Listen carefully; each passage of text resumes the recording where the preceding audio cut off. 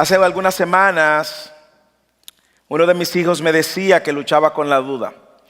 Y me hacía la pregunta: papi, ¿cómo yo sé que todo esto es cierto? ¿Cómo yo sé que lo que dice la Biblia es cierto? Y yo abrí mi corazón y le pregunté, y le dije: mira, yo en algún momento me he hecho esa pregunta también. Probablemente usted se ha hecho esa pregunta también. ¿Cómo usted sabe que todo lo que aquí dice es cierto? Quizás usted está en esta tarde buscando una respuesta a eso. Pero la verdad es que cuando vemos todas las escrituras vamos a darnos cuenta que la duda primero vino como causa del pecado. Y así como hablaba con mi hijo y le decía sinceramente que todos hemos luchado de una manera u otra con la duda de si Dios, su palabra, la fe cristiana es cierto, lo animaba a que viera dónde encontrar las respuestas.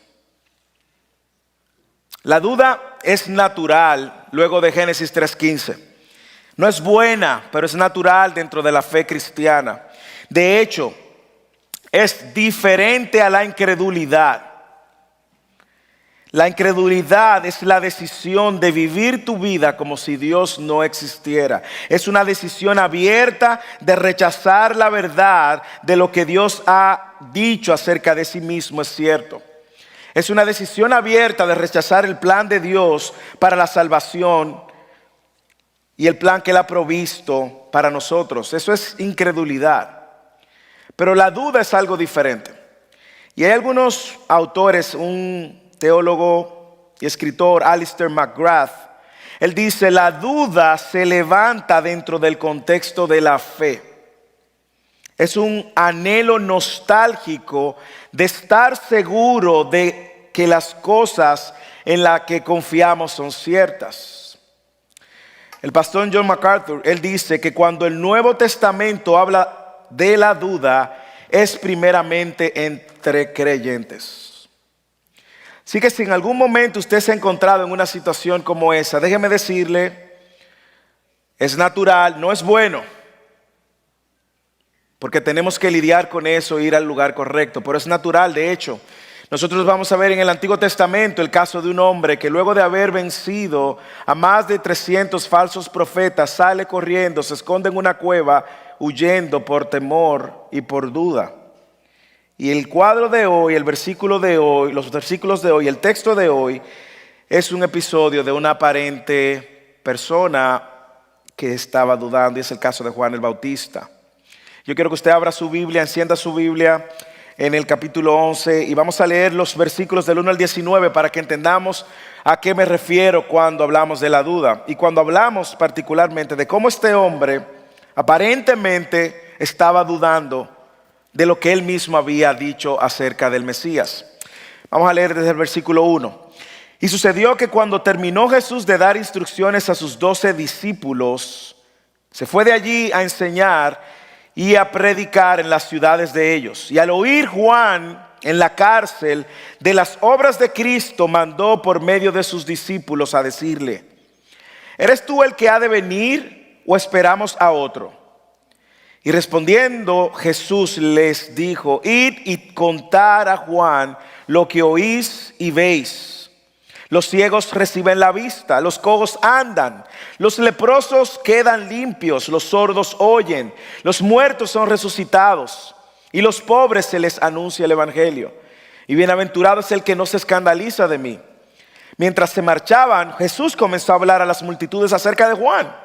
Increíble, de que aparentemente estaba dudando, y comenzó a hablar a las multitudes acerca de Juan. ¿Qué saliste a ver en el desierto? ¿Una caña sacudida por el viento?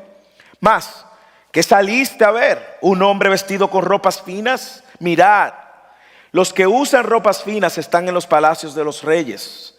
¿Pero qué saliste a ver? ¿A un profeta? Sí, os digo, y uno que es más que un profeta.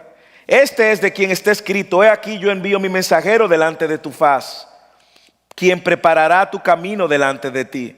En verdad os digo que entre los nacidos de mujer no se ha levantado nadie mayor que Juan el Bautista. Sin embargo, el más pequeño en el reino de los cielos es mayor que él. Y desde los días de Juan el Bautista hasta ahora, el reino de los cielos sufre violencia, y los violentos lo conquistan por la fuerza. porque todos los profetas y la ley profetizaron hasta Juan. Y si queréis aceptarlo, él es Elías, el que había de venir. El que tiene oído que oiga. Pero ¿con qué compararé esta generación?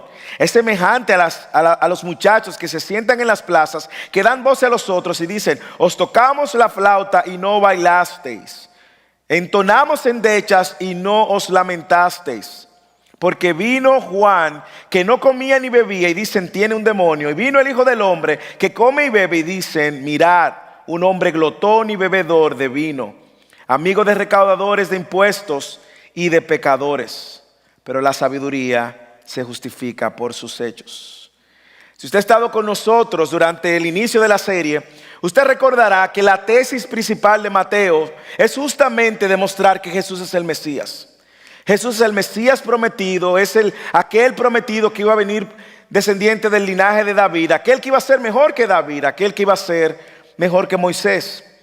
Y Mateo ha ido mostrando que este Mesías era el rey prometido, el salvador, el libertador, que él iba a cumplir las promesas y los pactos que había dicho en el Antiguo Testamento. Se había dicho que venía a redimir al mundo. Y lo ha venido demostrando Mateo a través de su evangelio. Ha mostrado su genealogía en su nacimiento. Lo ha mostrado incluso cuando los mismos reyes magos se postraron ante Jesús como rey. Lo ha mostrado con la predicación de Jesús, a través de sus enseñanzas, por sus milagros, por el poder de su palabra. Lo ha mostrado de todas las formas posibles. Y Mateo sigue insistiendo a voces fuertes: Jesús es el Mesías. Ahora Jesús una vez más va a afirmar, y Mateo van a afirmar esta verdad. Primero diciendo que Juan es el Elías que iba a preparar el camino. Ya eso es una aseveración, una afirmación de que él es el Mesías. Y no se vaya lejos, este texto sigue poniendo a Jesús en el centro. Este texto trata de Jesús. Este texto habla acerca de Jesús.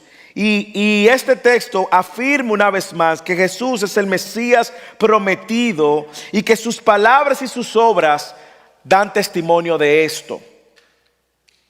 Jesús está en el centro del texto una vez más, afirmando lo que las Escrituras habían profetizado. Sin embargo, vemos en la narrativa una interacción interesante de un hombre de Dios a quien Jesús mismo elogia, que aquel que desde que estaba en el vientre de su madre Elizabeth, cuando interactuó con su tía María, dice la Escritura que él saltó en el vientre de Elizabeth. No estamos hablando de cualquier persona. Estamos hablando de aquel que había sido señalado para preparar el camino del Señor. Así que a la luz de esta experiencia, este sermón pretende primero animarnos cuando dudemos. No se horrorice. Pero segundo, ayudarnos a ver qué podemos hacer cuando la duda, así como Juan, venga a nuestras vidas. ¿Cómo lidiamos con eso? Entonces nosotros, a la luz de eso, yo quiero darle algunas recomendaciones que podemos extraer de esta narrativa. Cuando eso suceda, al igual que Juan el Bautista, al igual que otros hombres que en algún momento la duda ha venido a su mente, haga lo que Juan hizo. Lo primero que Juan hizo, y es la recomendación primera en esta tarde: ven al Señor. Ven al Señor. Si en algún momento el enemigo bombardea tu mente con pensamientos que quieren hacerte dudar, mire lo que Juan hizo. Fue al Señor. Leamos el versículo 1 al 3. Y sucedió que cuando Jesús terminó de dar instrucciones a los 12 discípulos, se fue de allí a enseñar y predicar en las ciudades de ellos. Y al oír Juan en la cárcel de las obras de Cristo, mandó por medio de sus discípulos a decirle: ¿eres tú el que ha de venir o esperamos a otros? Ahora me encanta que nosotros, si usted ha seguido toda la narrativa, se va a dar cuenta que en los capítulos anteriores Jesús mandó a los 12. En el capítulo 10 al final Él les dijo: hay un costo que pagar. ¿Ok? Y ahora Jesús, luego de que los envía, Él no se sienta a descansar, sino que Él vuelve al oficio de lo que Él ha hecho desde que empezó su ministerio. Él sigue predicando y enseñando, y lo encontramos en medio de eso. Y en medio del ejercicio de Él estar predicando y enseñando, entonces llegan los discípulos de Juan el Bautista. Recuerde que Juan había venido desarrollando un ministerio que iba a preparar el camino de Jesús, y en ese ejercicio él también tenía discípulos. El mensaje de Juan era: arrepiéntanse, que el reino de los cielos se acerca. Cuando Cristo vino, el mensaje no lo cambió. Él dijo: arrepiéntanse, el reino de los cielos ha llegado. Y nosotros vemos que en Mateo capítulo 4, versículo 12, ya Juan se encontraba encarcelado en este momento. Versículo 12 de Mateo, del capítulo 4, dice: y cuando él oyó que Juan había sido encarcelado, hablándose de Jesús, él se retiró a Galilea. Ya Jesús sabía que Juan estaba encarcelado, y ahora nosotros vemos a Juan desde la cárcel enviando a sus discípulos. La Biblia dice luego en el capítulo 14 que fue Herodes, y lo veremos cuando llegue su momento, que lo había puesto en la cárcel. Y lo había puesto en la cárcel atado por causa de Herodías, que era nada más y nada menos que la esposa de su hermano Felipe. Y usted recuerda por qué lo pusieron en la cárcel: por predicar el evangelio y confrontar el pecado de de Herodes, que quería pues estar con su cuñada. Y en el capítulo 14 nosotros vemos cómo termina la vida de Juan el Bautista a raíz de él confrontar el pecado de un hombre que en sí mismo tenía el poder para quitarle la vida. Juan lo había confrontado por su pecado de adulterio, y ahora estaba en la cárcel, una cárcel no como la que usted piensa y ha visto en la televisión, en películas, no como quizás la que nosotros conocemos en muchos de nuestros países. Por ejemplo, en mi país, en República Dominicana, las cárceles son una pesadilla. No, ni así, ni como son las cárceles de Dominicana, era esta cárcel. Era una cárcel totalmente aislada, cerrada, sin luz, atada, con poca comida o ninguna, sin noción del tiempo. Tú no sabes cuándo es de día, cuándo es de noche. Aislado. No es una situación fácil, hermanos. Y si usted se pone en un momento en los zapatos de Juan el Bautista, no es como ahora que las cárceles salgan y salen al recreo y salen al patio, entren y la comida muy bien. No es nada de eso. Es una cárcel en condiciones muy precarias. Y lo que sabemos es que Juan manda a sus discípulos a preguntar. La pregunta que se han hecho históricamente es: ¿por qué mandó a sus discípulos a preguntar? ¿Eres tú el Mesías o debemos esperar al otro? ¿Por qué? Hay varias teorías y las voy a compartir. Algunos entienden que Juan no dudó, sino que él mandó a sus discípulos para que sus discípulos fueran afirmados por el Mesías de que él era el Mesías. Eso es una corriente y fue popular por muchos años, en los primeros años de la iglesia. Otros entienden que la cárcel había generado en Juan un efecto depresivo y que Juan estaba bajo depresión. Ese confinamiento donde Herodes lo había puesto. Herodes en sí mismo no era alguien muy piadoso con las personas que ponía en la cárcel. Había mucho sufrimiento y no había una certeza cuando Herodes te ponía en la cárcel de liberación. Así que imagínate, Herodes te pone en la cárcel, ya de entrada tú piensas: de aquí muerto. Y hay quien entiende que él entró en un estado de depresión. Otros argumentan que no fue la fe que le falló a Juan, sino su paciencia. Porque si usted recuerda, Juan había dicho muchas cosas que iba a hacer este nuevo rey que llegaba. Y Juan estaba esperando, al igual que todo el pueblo judío, de que Jesús trajera juicio, que él trajera, destronara a los romanos que estaban gobernando y oprimiendo al pueblo. Y él no veía nada de eso, ningún intento de revuelta ni de revolución. Pero la mayoría de los comentaristas y estudiosos entienden que Juan simplemente estaba dudando de lo mismo que él había profetizado. Que él estaba dudando, que estaba desconcertado de lo mismo que él había dicho. De hecho, en el capítulo 3, versículos 10 al 12, ¿qué había dicho Juan el Bautista acerca de él? Él dijo: y el hacha ya está puesta a la raíz de los árboles, por tanto, todo árbol... Ese no es, sí, es el 3. Dice: yo a la verdad os bautizo en agua para arrepentimiento, pero el que viene detrás de mí es más poderoso que yo.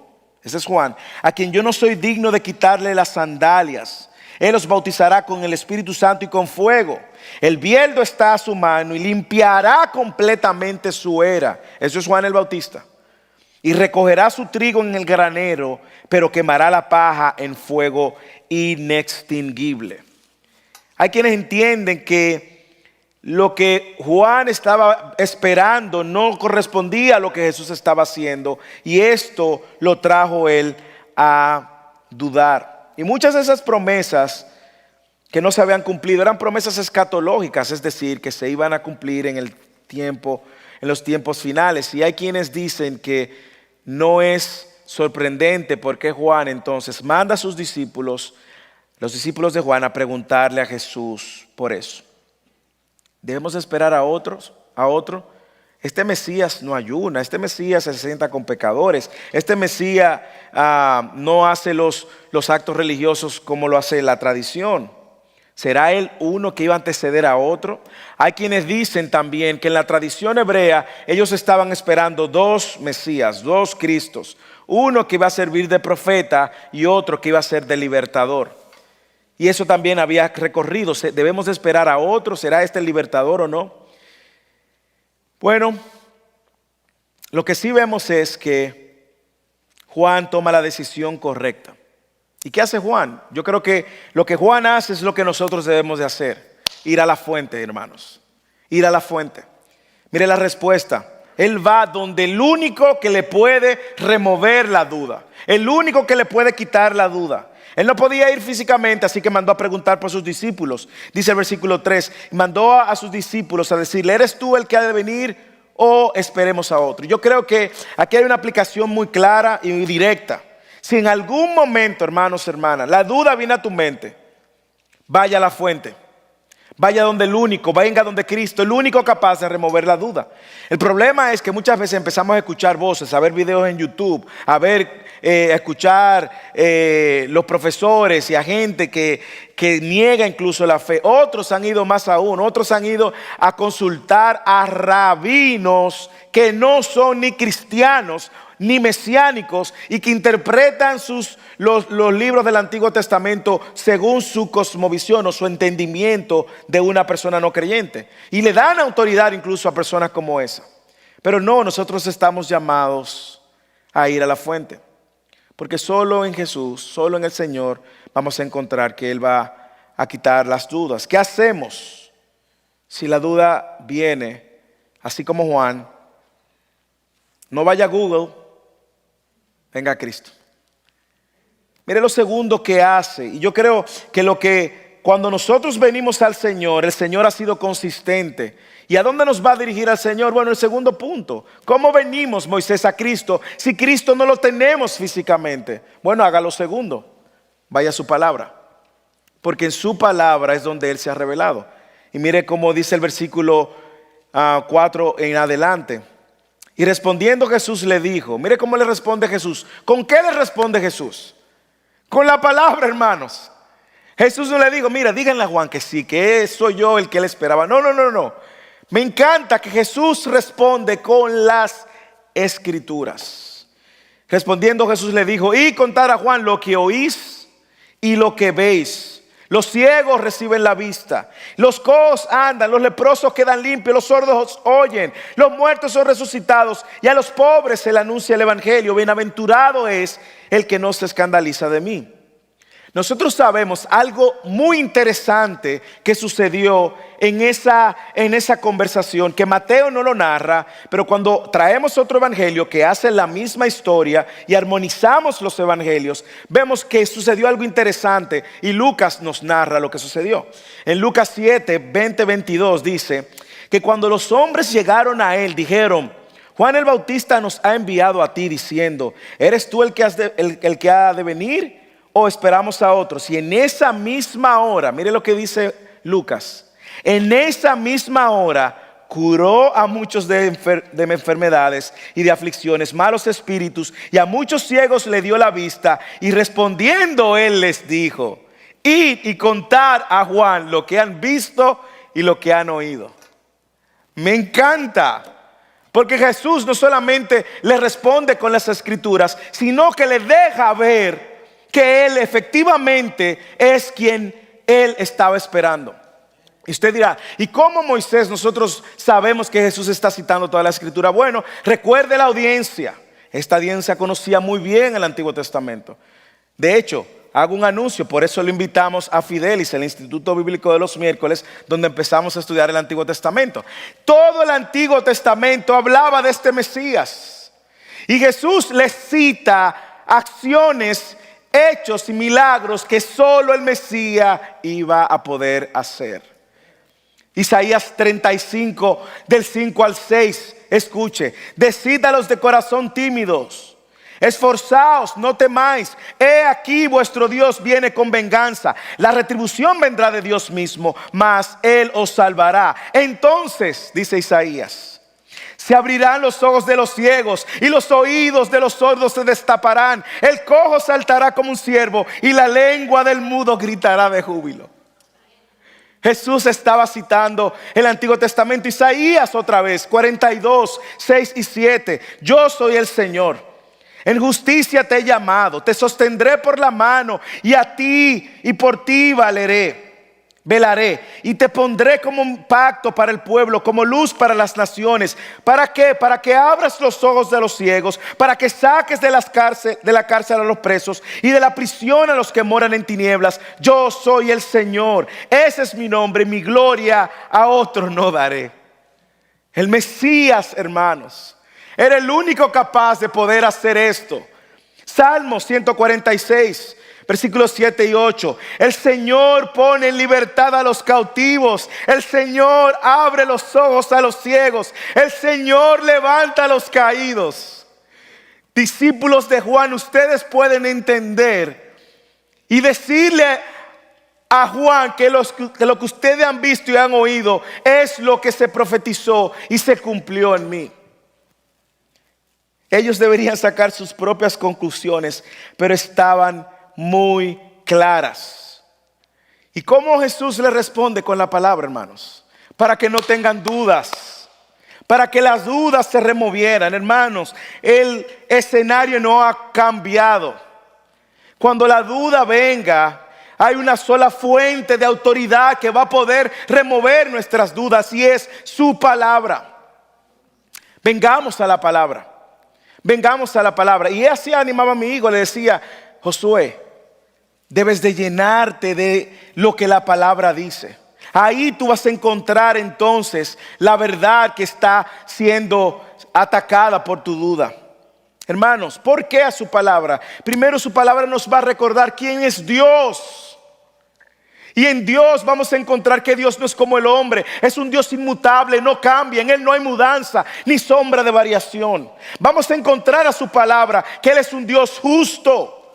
Vamos a encontrar en su palabra que Dios no tiene por inocente al culpable, y como consecuencia tuvo que enviar al Mesías a morir para pagar el precio que nosotros no íbamos a poder pagar. Esa es su palabra. Que vamos a encontrar que Dios es el creador de todas las cosas y que Él existe fuera del tiempo, de la materia y del espacio.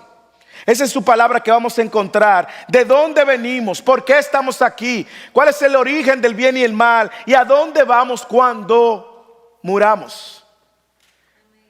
Esa es su palabra que nosotros vamos a encontrar. Las promesas que nos van a sostener ante cualquier dificultad ahora y luego de la muerte. Así que primero venga a Él. Segundo, acérquese a su palabra. Tercero, ¿qué vamos a encontrar en su palabra? No solamente la revelación de quién Él es, sino que vamos a encontrar las promesas que nos ha dado, hermanos. Yo no sé usted, pero usted no tiene la necesidad de caminar los años en la tierra con el tanque vacío. No hay necesidad de nosotros caminar nuestro tiempo en Cristo como el que no tiene esperanza. No hay necesidad de caminar seco, sediento. La Biblia está llena de promesas para ahora y después. Y algo que Jesús hace ahora en los versículos del 7 al 11 es que conecta la verdad de lo que se había profetizado de Juan con el reino de los cielos que Él ofrece. Y lo que el reino de los cielos ofrece a todo el que esté en el reino. Léalo, versículos 7 al 11. Recuerde sus promesas. Mientras ellos se marchaban, imagínese el cuadro. Jesús le responde a los discípulos con la palabra. Ahora los discípulos de Juan se regresan y cuando se fueron Jesús se queda con la multitud. Mientras ellos se marchaban, Jesús comenzó a hablar a las multitudes acerca de Juan. ¿Pero de qué manera hablaba Jesús acerca de Juan? De la manera que afirmaba también que él era el Mesías. Y de la manera que afirmaba que lo que el Mesías ofrecía, el reino de los cielos, era verdadero. Lea. Mientras ellos se marchaban, Jesús comenzó a hablar a las multitudes acerca de Juan. ¿Qué ustedes salieron a ver en el desierto? ¿Una caña sacudida por el viento? Es más, ¿qué más? ¿Qué más? ¿Qué más salieron a ver? ¿Saliste a ver a un hombre vestido con ropas finas? Mirad, los que usan ropa fina están en los palacios de los reyes, pero ¿qué saliste a ver? Díganme. Imagínense a Jesús argumentando con la multitud, díganme, ¿qué salieron a ver? Y él dice, ¿a un profeta fue que ustedes salieron a ver?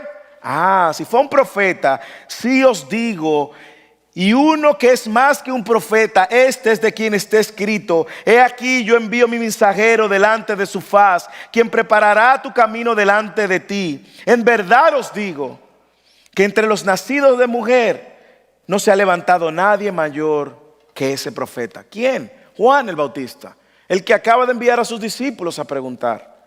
Sin embargo, y mire aquí, cómo él conecta esto, no solamente afirmando que él es el Mesías, sino también afirmando la gran promesa a todo el que está en el reino de los cielos. Sin embargo, el más pequeño en el reino de los cielos es mayor que él. El más pequeño en el reino de los cielos. Hasta Juan la gente tenía que luchar cumpliendo la ley para poder justificarse. Hasta Juan la gente tenía que hacer una serie de rituales y obras y presentar sacrificios anualmente. Hasta Juan, pero el reino de los cielos ha llegado. Y ahora el que está en el reino de los cielos es más grande porque ya ha sido justificado por Dios mismo. Es más grande, hermanos, y ahí estamos usted y yo. Y yo no sé si usted puede verlo, pero eso debe llenar nuestro corazón de gozo. Yo en el reino de los cielos estoy completamente justificado delante de Dios. Yo soy parte del reino, lo tengo a Él como rey. Estoy sentado a la diestra y soy coheredero del reino y eso no va a cambiar. Dígame si no es una buena noticia. El más pequeño, el que acaba de entrar, el que tiene pocos días, horas de entrar al reino de los cielos, ya está sentado en lugares grandes donde nadie antes de Juan iba a poder estar si no es por medio de ese Mesías. Y a mí me encanta que Jesús usa otra cita del Antiguo Testamento para validar que Él es el Mesías. Y Él cita Malaquías 3:1. He aquí yo envío a mi mensajero y Él preparará el camino delante de mí. Y vendrá de repente a su templo el Señor, a quien vosotros buscáis, y el mensajero del pacto, en quien vosotros os complacéis. He aquí, viene, dice el Señor de los ejércitos. Y Jesús está diciendo, ese mensajero que venía antes, ese es Juan el Bautista. Por lo tanto, yo soy el Señor. Y yo ofrezco este reino. Y el que esté en este reino es mayor que aún Juan el Bautista, que no se conoce a alguien que haya nacido de mujer mayor que él. ¿Por qué? Porque ahora en mí ustedes ya son eternamente mis hijos. Hermanos, una de las grandes promesas del Señor se encuentran en quien Dios es. El saber que Dios es inmutable, es decir, Dios no cambia, nos debe de dar a nosotros la seguridad de que mi futuro eterno está seguro en Él. Y ser un hijo de Dios, ser un miembro del reino de los cielos, ser un discípulo de Cristo, me da a mí la garantía de que Dios no va a cambiar, ni ahora ni mañana. Y que no depende de mí, sino de lo que Dios ha hecho por mí. El cumplimiento del reino de los cielos está aquí en mí. Es lo que está diciendo. El pequeño en el reino de los cielos es mayor que él. Perdón para él, salvación para él, vida eterna para él, justificación para él, adopción para él. Usted ahora es hijo, usted ahora es justificado, usted ahora es perdonado, usted ahora es salvo eternamente en él. Es mayor que cualquiera antes de Juan. Qué buena noticia, hermanos. Él nos recuerda ahora quiénes somos. Y me encanta que en su palabra yo veo no solamente el carácter de Dios manifestado, veo también las promesas que Él nos ha dado. Hermanos, quiero animarte para que en esta semana, en algún momento en esta semana probablemente tú te sientas, ay, hoy me siento como que no siento. Hermanos, usted puede sentir lo que usted quiera, pero su fe, su posición delante de Dios no depende de lo que usted siente. Su posición delante de Dios depende de lo que Cristo hizo. Y eso no cambia. En su condición caída, un día usted se va a sentir que quiere a Dios y un día se va a sentir que no quiere a Dios. Un día se va a sentir que cree en Dios y un día se va a sentir que no cree en Dios. Hermanos, gloria a Dios, porque no depende de lo que siento, sino de lo que Cristo hizo. Ahí está nuestra promesa, hermanos. Ahí está nuestra esperanza. En Él está nuestra esperanza. Y en Él, el más pequeño en el reino de los cielos es mayor que Juan. Yo le animo a que diligentemente usted persiga cada vez más venir y sumergir su alma, marinar su corazón en todo lo que Dios ha revelado por medio de su palabra. Son el combustible.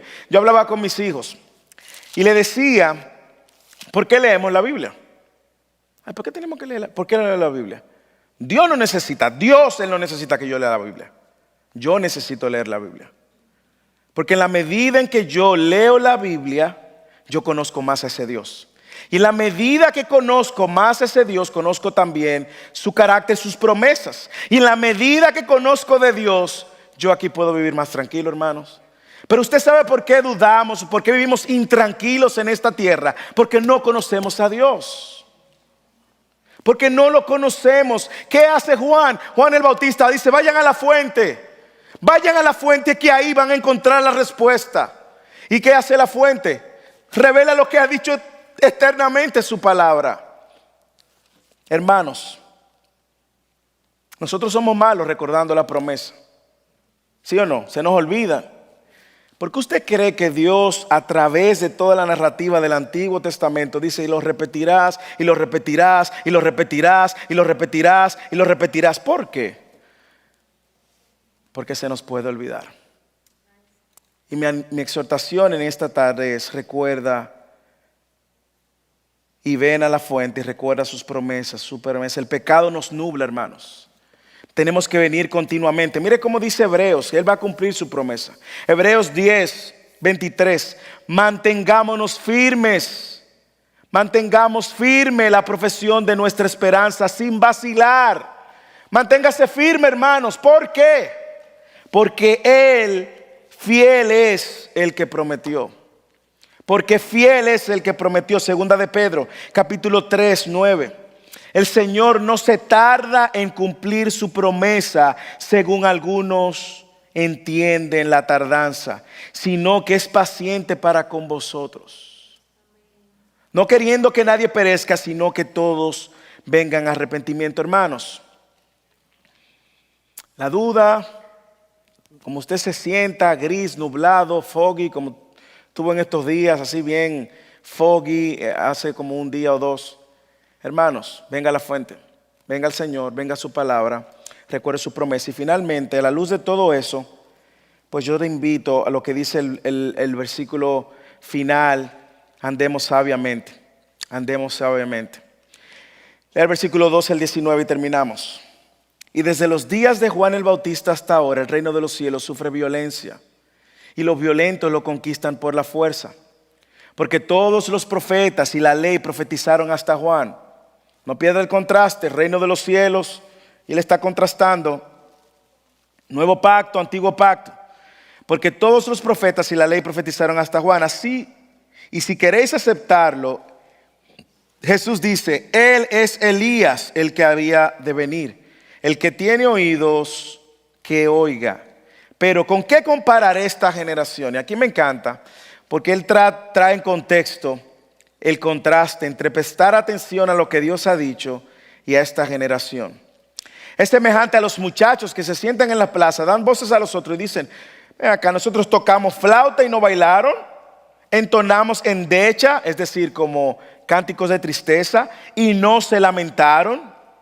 Porque vino Juan que no comía ni bebía y dicen tiene un demonio. Y vino el hombre que come y bebe y dicen mirad, un hombre glotón, bebedor de vino, amigo de recaudadores de impuestos y pecadores. Y aquí el versículo final nos dice, pero la sabiduría se justifica por los hechos.